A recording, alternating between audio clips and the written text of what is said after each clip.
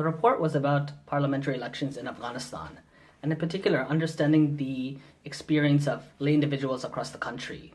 A lot of ink has been spilled on the structure and various other aspects of elections, but we still don't know a lot about the experience that voters have had in participating in the electoral process for the parliament.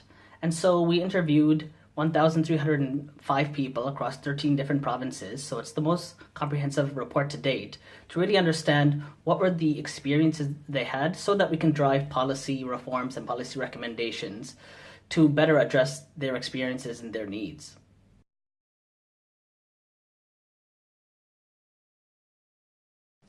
Our research found that elections fail to create any meaningful form of representation.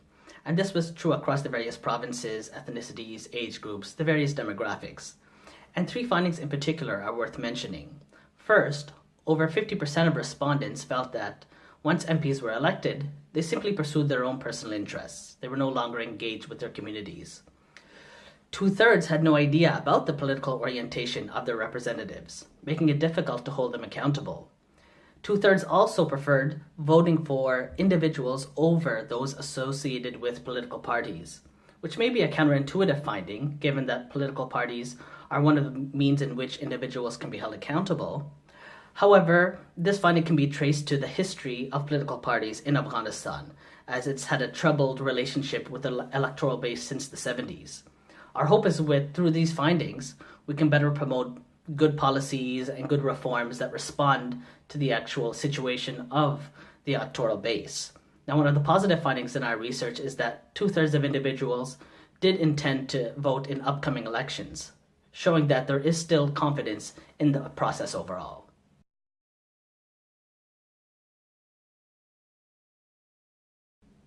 Our report makes a number of electoral reform recommendations based on the experiences of voters, and three are worth mentioning.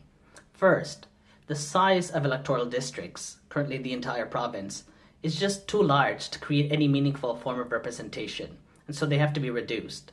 Second, there should be legislation governing the activities of political parties so that they may be held better accountable.